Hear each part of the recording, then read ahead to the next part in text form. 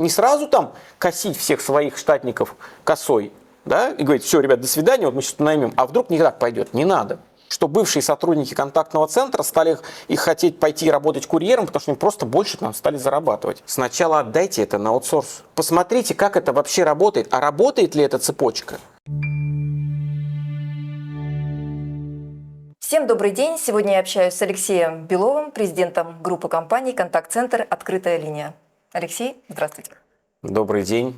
Сегодня я в качестве интервьюируемого. Какова тема сегодняшней нашей встречи? Вы знаете, я давно сам не отвечал на вопросы, и я наблюдаю за определенными тенденциями, которые мы в нашей компании, с которыми мы активно сталкиваемся. И я решил, что, я думаю, многим будет интересно поговорить о такой вещи, как аутстаффинг. Потому что по той динамике, которую я наблюдаю за последние годы, эта услуга пользуется достаточно высоким спросом рынка, да, B2B. Тогда предлагаю начать с определения, что же такое аутстаффинг. Я буду говорить своими словами, не читал нигде, ни в Википедии, ни что-то по подобных источниках. Я понимаю, что аутстаффинг – это некоторая услуга, которую одна компания оказывает другой по предоставлению в пользование персонала.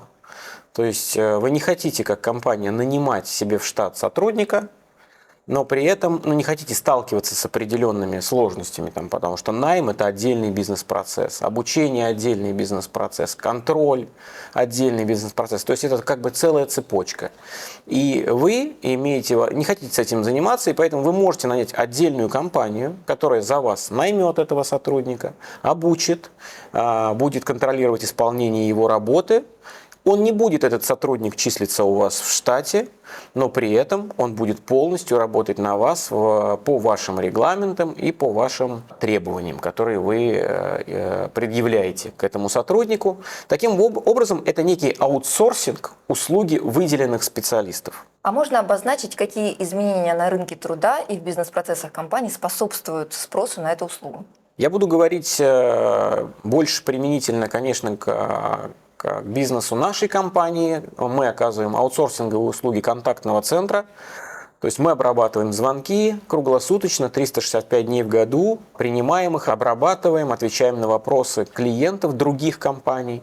Также обрабатываем текстовые сообщения, чаты, мессенджеры и используем работу, естественно, людей. И мы стали замечать в работе нашей компании, что спрос на наши услуги стал видоизменяться. То есть мы все больше стали получать запросов, когда компании хотят, чтобы сотрудники, которые оказывают от нашего лица услугу для них, они работали только на них и не работали ни на какие другие компании. Потому что в базовом варианте колл-центр выглядит чаще всего, особенно для малого бизнеса, так, что один оператор работает сразу на 5, 2, 3, 5, иногда больше компаний со схожим видом деятельности. Например, есть некоторые интернет-магазины, и колл-центр обрабатывает звонки для этих 5 магазинов, и группа операторов из 10 человек работает на все эти 5 магазинов. Такая услуга называется мультиоператор, то есть он работает сразу на много компаний, при этом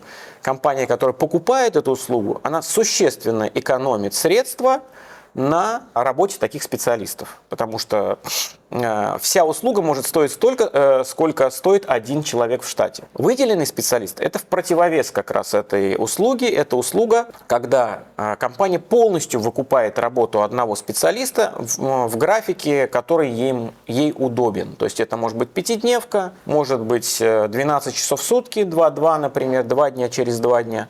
Может быть иной альтернативный по согласованию сторон график работ. И выделенный сотрудник, получается, работает только на эту компанию, и фактически это и называется неким аутстаффингом, аутсорсингом персонала.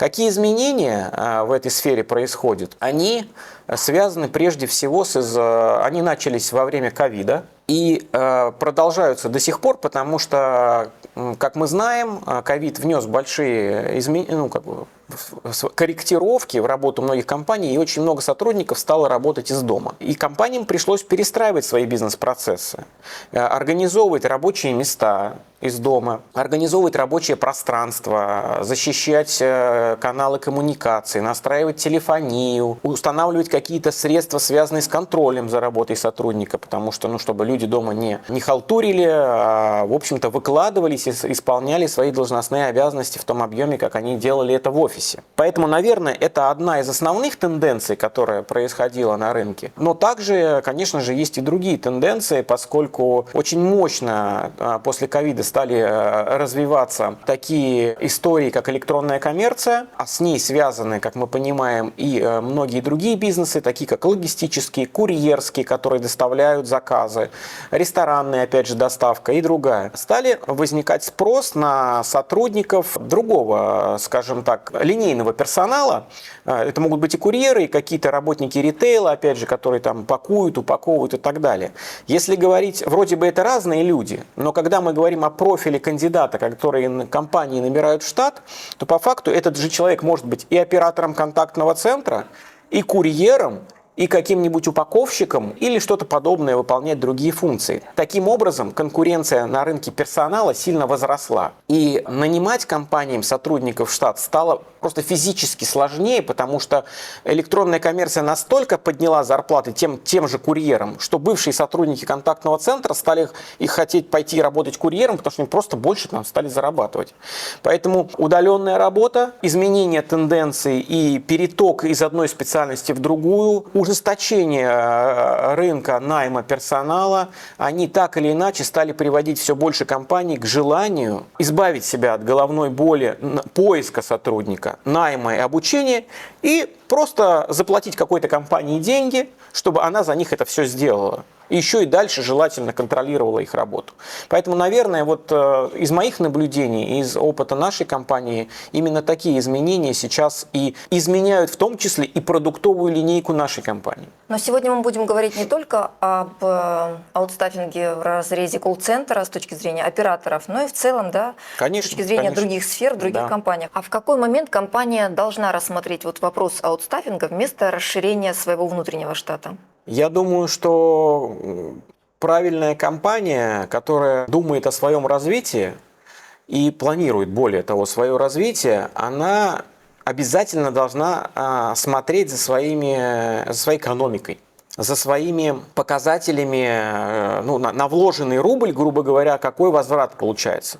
Если мы вкладываем больше денег, а возврата больше не получается, это звоночек. Да? Это не всегда плохо. Возможно, это компания роста, она должна определенные стадии инвестиций пройти и так далее. Но если компания вкладывает деньги, ее показатели становятся хуже и хуже, наверное, это повод серьезно задуматься, что бизнес-модель где-то работает неверно.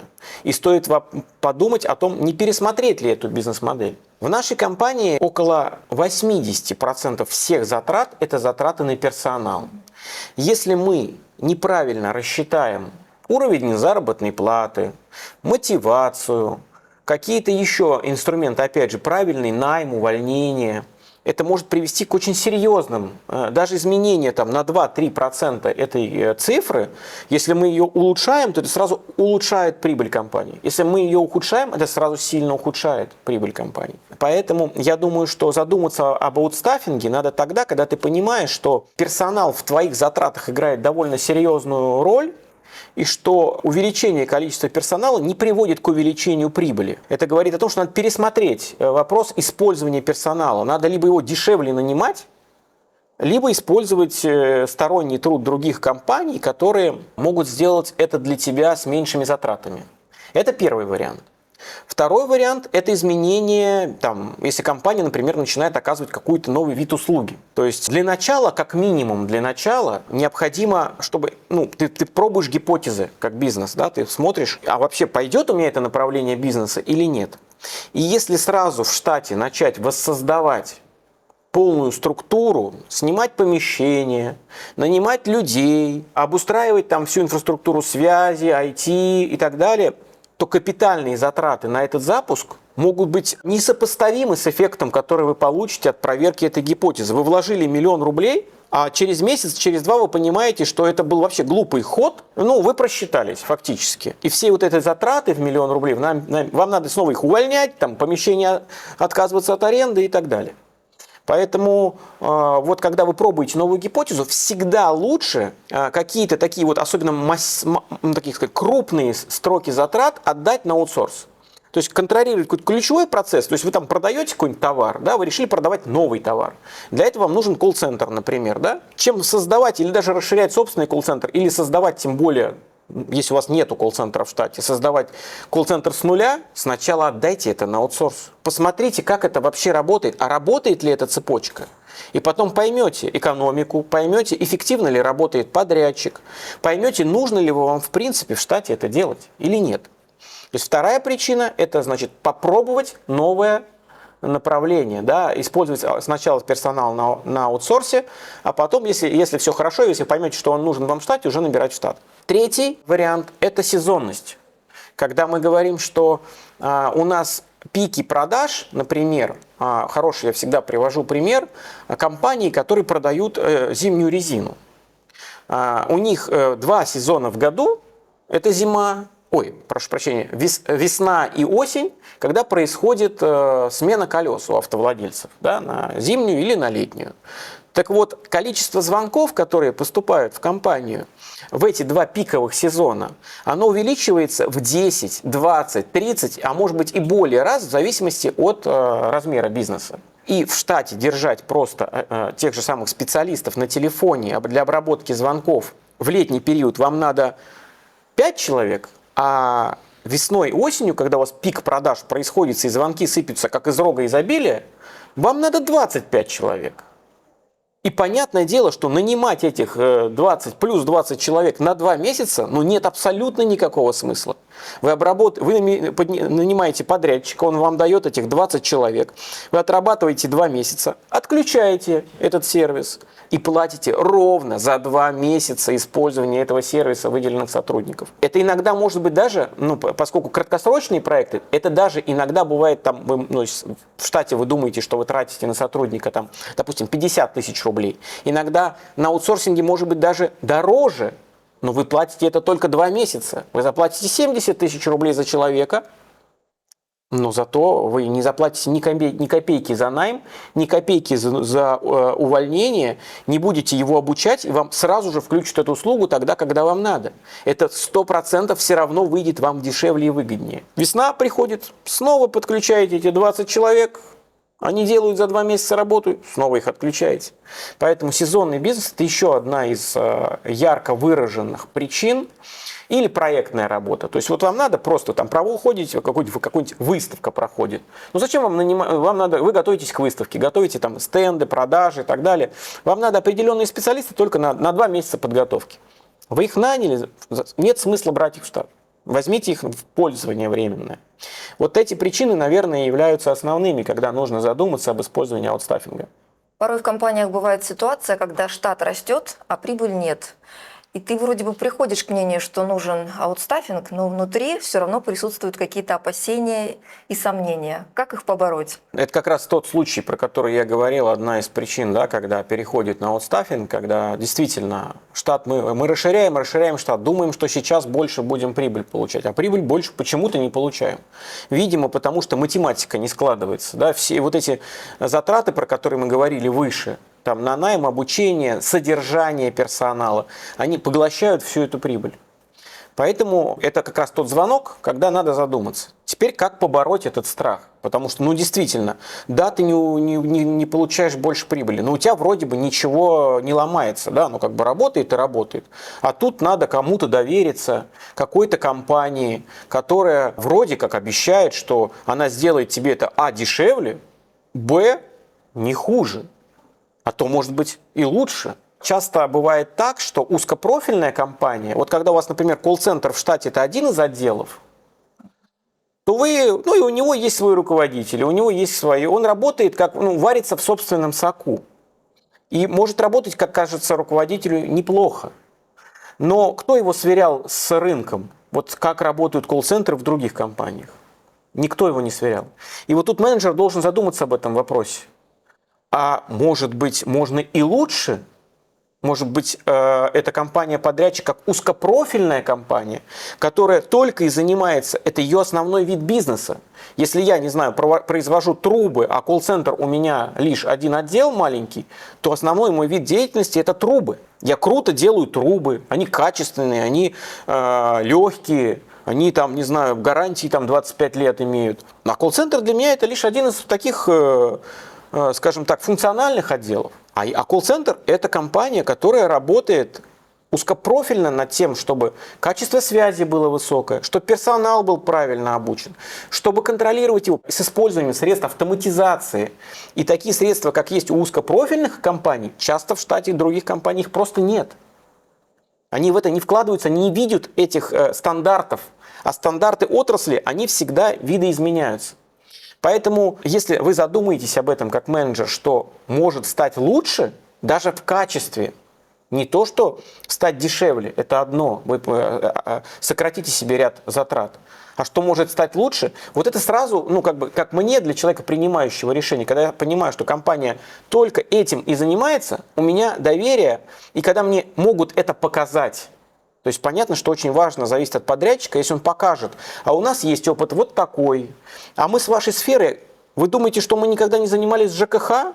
Или мы никогда не занимались производством? Если компания серьезная и компания на рынке давно, там за 13 лет нашей работы мы работали со столькими индустриями, что у нас есть опыт сейчас практически в основной массе направлений бизнеса. Телеком, ритейл, логистика, банки, финансы. Мы это все проходили. Мы делали и делаем эти кейсы на ежедневной основе. Поэтому думать, что если мы с вами еще не работали, то мы этого не знаем, как работает эта история, не стоит.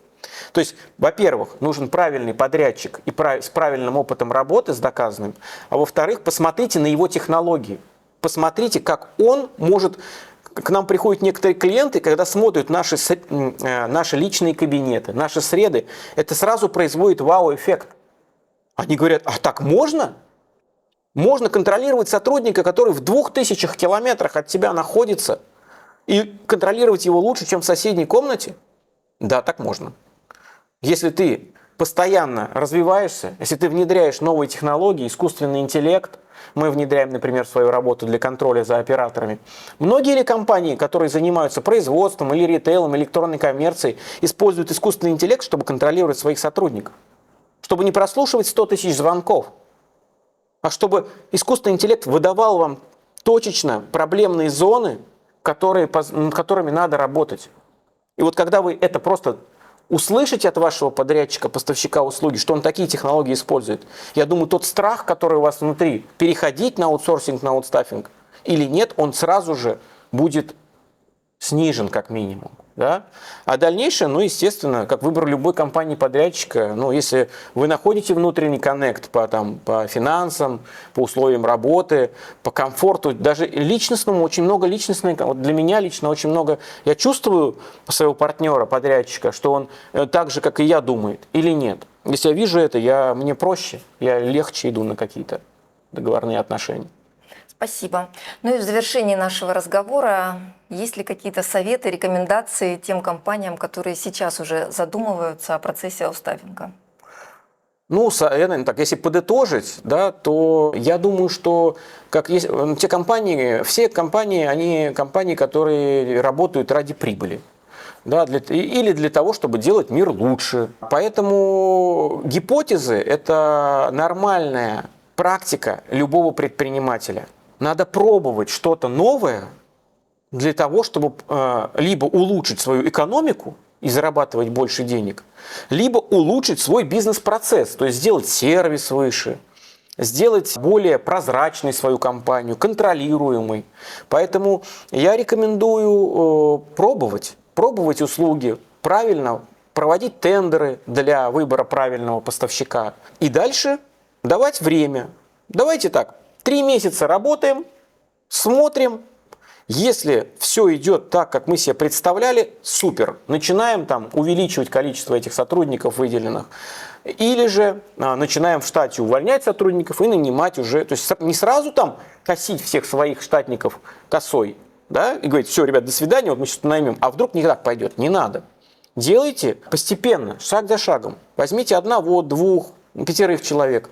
И если видите, что все правильно, тогда уже принимайте более серьезные решения. В какой-то момент может быть даже задвоение затрат, но это нормально. Если мы запускаем новый бизнес-процесс, мы должны в это что-то вложить. Время, деньги. Поэтому задвоение затрат – это нормально. А дальше мы либо говорим, да, это круто, это работает, и мы начинаем массово, так сказать, миграцию в сторону аутстаффинга, либо нет, нашей компании по каким-то причинам это не подходит, и тогда оставаться в своей бизнес-модели и продолжать работать в том режиме, который работали. Вот, наверное, такая моя будет рекомендация этим компаниям и предпринимателям, которым задумываются, а попробовать ли труд специалистов на аутсорсинге. Благодарю за предоставленную информацию. Мы сегодня говорили о процессе аутстаффинга. Со мной общался Алексей Белов, президент группы компаний «Контакт-центр. Открытая линия». Спасибо, Алексей. Спасибо всем. Был рад с вами пообщаться снова.